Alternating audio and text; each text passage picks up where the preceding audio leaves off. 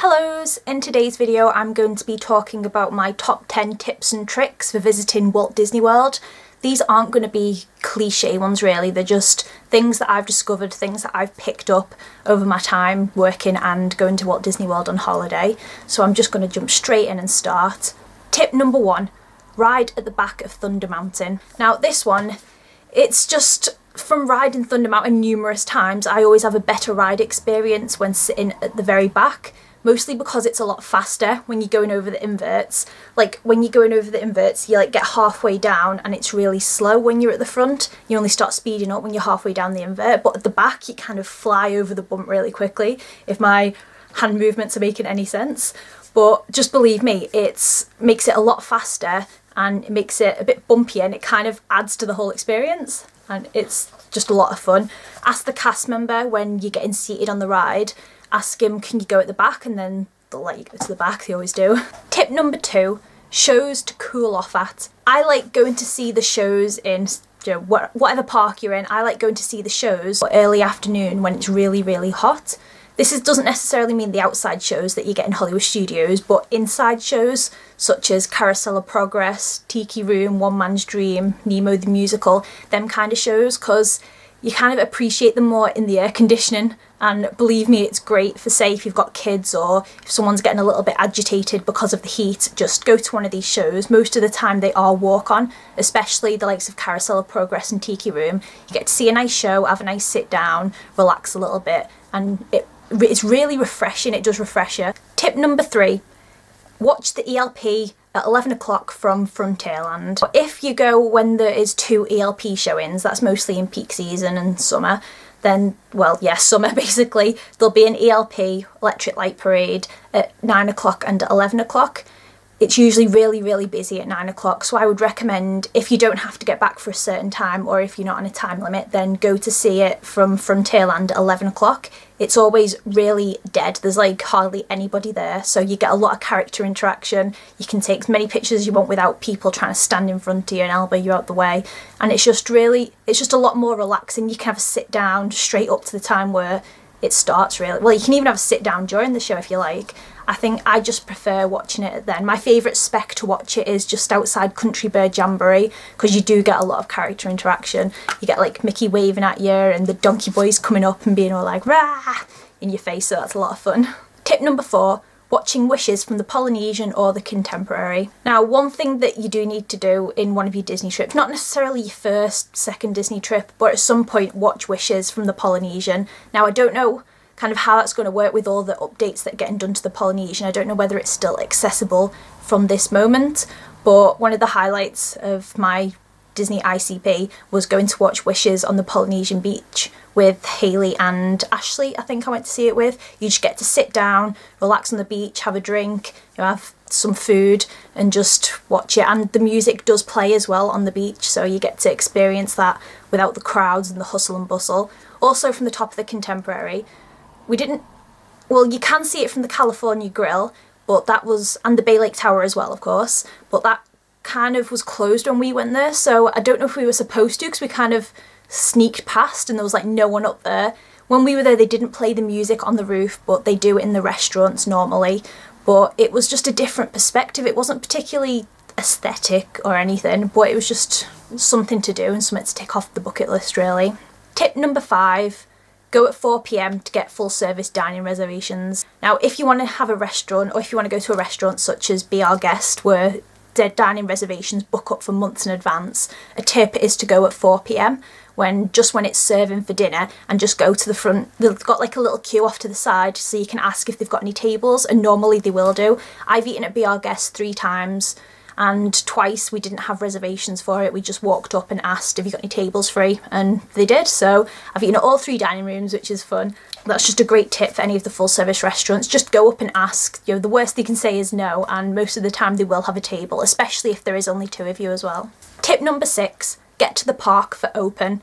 I never really went to the parks for open when I worked there, but when I went on holiday this year, we went to Magic Kingdom on Rope Drop, and seriously, the experience is just of the watching the welcome show at Magic Kingdom, but just the fact that there's no queues on the rides, you can just get onto them instantly. Like, we managed to do so many rides before 10:30. It was unbelievable. So I would definitely recommend you going for park open, especially if you're staying on Disney property as well, because then you can just go back in the afternoon for a nap when it's really hot, when it's busy. Just go back to hotel for a nap, come back for the night shows. Tip number 7, Character Palooza. Now, this is kind of not really a Disney secret because people know about it, but if you ask cast members about it, they'll be like, nope, don't know what that is, don't know if that's a thing. But Character Palooza is basically in Hollywood studios, in the streets of America, kind of characters will come out. I don't know if it's whether it's characters in training. I think it may be characters that are in training or something, or it's before a Fantasmic night anyway, something like that. But they come out at, I think it's 6 p.m. I think it's 6 p.m. during the summer. The times change. There's a lot of guides on the internet where you can look up Character Palooza, but you'll basically just get a random mass of characters and you can zip around, meet a lot of characters. No official kind of meet and greet thing, and they just pop up. It's near the Lights Motor Car Action Show Brum Brum thing. Yeah, it's near that anyway, but go to Character Palooza to meet a lot of characters in just one small amount of time. Tip number 8, Club Cool. This is one of my favourite places to visit at Epcot because you just get to try a load of... I'm not really a fizzy drinks person. I don't like fizzy drinks. Well, I say I don't like them. I don't like to regularly drink them. I don't know, they're not my drink of choice, but it's good to just go and be in the aircon, get a taste of the different Coca-Cola flavours from around the world, and you've got to try the Beverly. It's kind of something you have to do. Well, it's kind of gross, but not at the same time. Like, I thought it tasted worse this summer than it did last summer. Last summer it was actually alright, but this summer it had such a disgusting aftertaste. But definitely go and try that. Plus you get free drinks. You can have as much as you like. I'll literally sit there and try all of them and just sit there drinking loads of fizzy drinks if I'm thirsty. Tip number 9, resort hopping. Now, a lot of people who go on holiday to Disney World don't really think about resort hopping, but I would most definitely recommend it. Especially trips to resorts such as the Grand Floridian, Contemporary, Polynesian, the classic pretty deluxe ones. They're just really pretty to explore and have a look around, and you don't have to be a guest there to explore it. You don't even have to be on Disney property to go there and explore them, but it's just nice to have a little look around. You can even eat at the restaurants there. There's a lot of great restaurants in the resorts.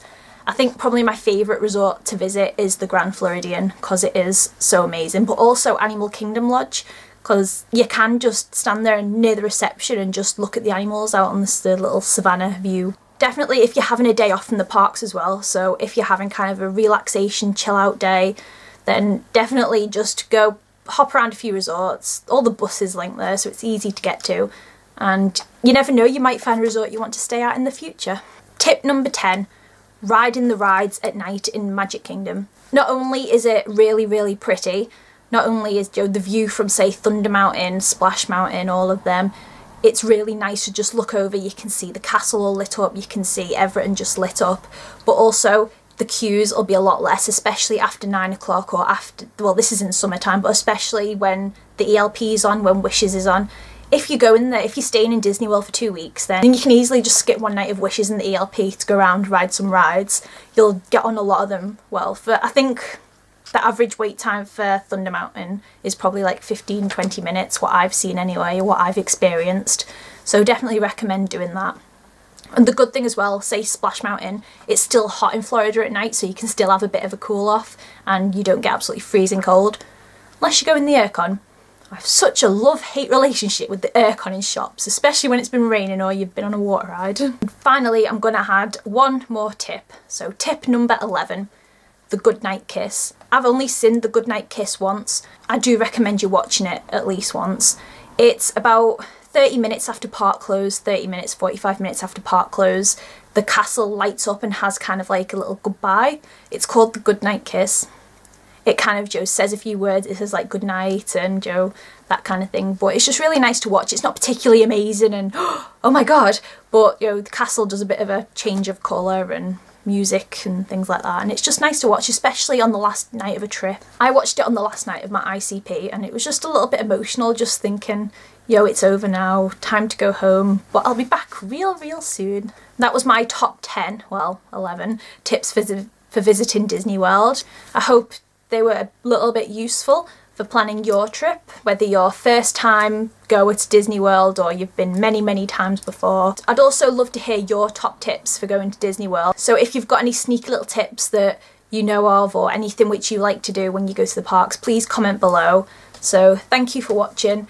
Subscribe, like, comment, all of that jazz, and I shall see you all next Saturday. Bye bye!